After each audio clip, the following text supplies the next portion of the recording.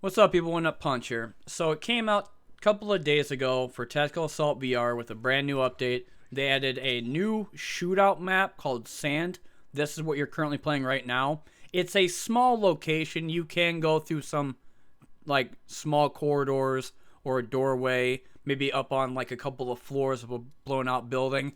But it's a small area, kind of like the streets location. The only difference is you don't really have a easy amount of access to stay for cover or be able to go in like multiple different areas. It's just like two buildings, blown up helicopter, a couple things of walls, and then just being able to go on different locations in that setting. Then they have a new, I guess, remaster for Void, which was the streets map, to where you go and enter the bank, taking down terrorists or being able to rescue hostages. And that I'm going to show off a little bit later, but let's stick with Sand.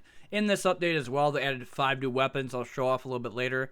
The M110 sniper rifle, LVAW rifle, 5.7 pistol, beanbag shotgun, and the MC51.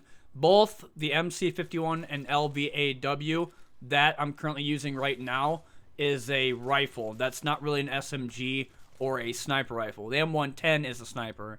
Then the 5.7 is a pistol. The beanbag shotgun you would get from like using the shield, snake, or the breaching shotgun. It's the same kind of category.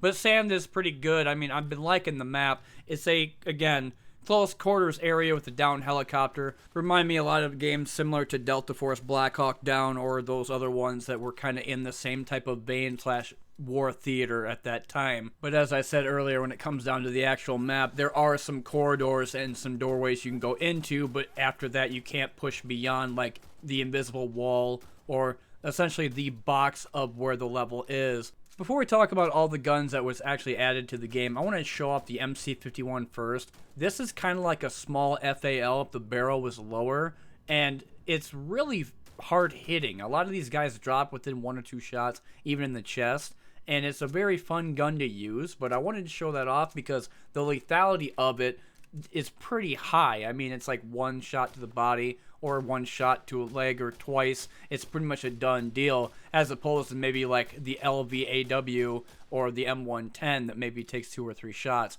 This is the M110 unsuppressed, and then the 5.7 suppressed, just kind of showing that off. One, I also forgot to actually remove them when I was checking out the new guns, so let's go ahead and show them suppressed and unsuppressed as you see here.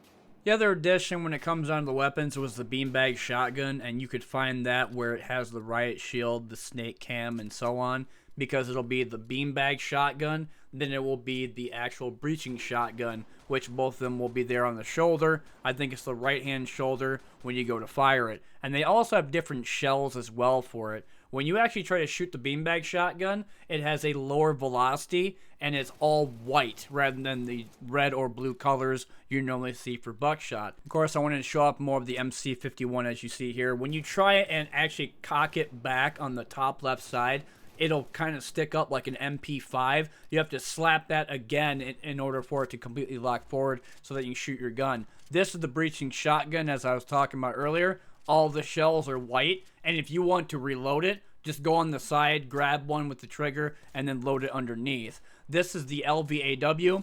Kind of reminds me of the Honey Badger in a way, and I do apologize about the left controller. For some reason, when I try to aim it or grip the gun, it'll like pop out for no reason. Never had that issue when I played Hot Dogs, Horseshoes, and Hand Grenades, or playing Onward when I did that one video. Now, let's go ahead and talk about Void and a special new mechanic I didn't talk about earlier.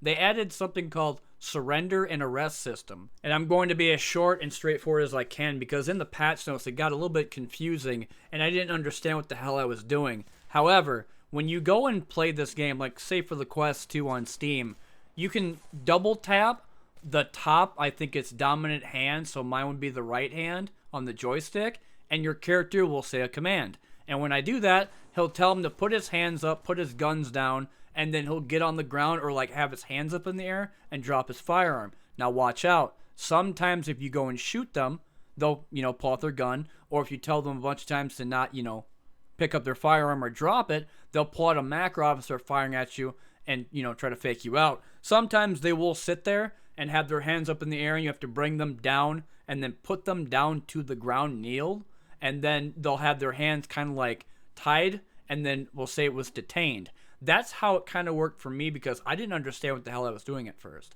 The other thing is they changed sewers. This map got remastered, which is called Void, where, again, you go into the bank and save hostages or defuse a bomb. The sewer system was basically plain. There wasn't much to do. You didn't even have these detailed tunnels or even ladders you can climb up now with the 2 different sections. This is actually like super dark. You don't know where anything is. It's not like one hallway with like a red light that pops up saying exit. It's actually different corridors and different spots of the tunnel. Now let's go ahead and talk about the surrendering a little bit more as I show in practice. Over here, there's 2 guys. One guy is behind the car, I just shoot in the head and destroy. And this guy, I try to have him surrender. When he goes and does the surrender, he'll stand there and look at you, and he's just like freezing. He doesn't really move much. So I shoot him once, and he just sits there, because I'm assuming he's going to surrender if I keep screaming at him. You know, double tapping the joystick. So when I kill the guy that's over by the car, he'll get down on the ground sometimes, or he'll just stand there. The way that it works is that you take both hands with the grips, and then you bring their arms to their back, and it will automatically do a zip tie. I thought I needed to get zip ties, but it seems like that's an automatic thing. So once I figure this out, I'm like, okay, let's do this. Both arms, put him in the back, zipped up, he's ready to go. After a couple seconds, it'll say he's detained, and then you move on. That's how the surrendering mechanic works.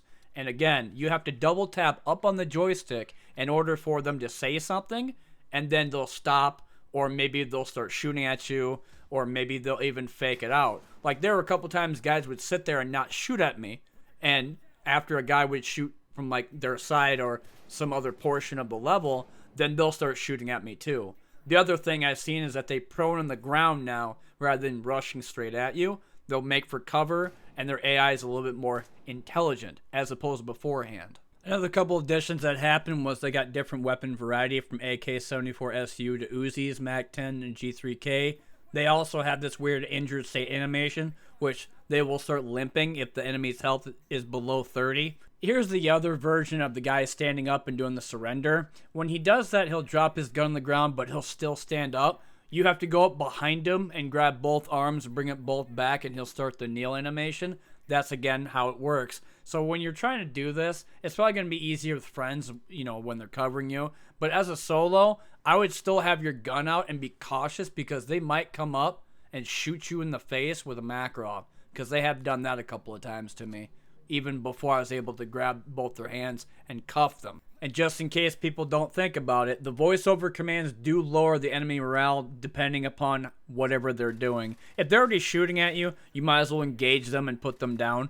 But if they haven't, highly recommend start yelling at them first, kind of like Ready or Not in a sense. And then if they start shooting at you, or they're about to aim their gun at you, then probably put them on the ground. So in short, this update's been pretty fun so far, and there's been a lot of things added to it with the 5 new guns from the beanbag shotgun, which I didn't use very much, but I did get to shoot a couple people with it that did not kill them. Like that guy, for example, I did shoot a couple times, but he got right back up again, and his friend was walking around towards me. But the only other things I have for the patch notes were more avatar customizations for new backpacks, character gear, and female operator voices.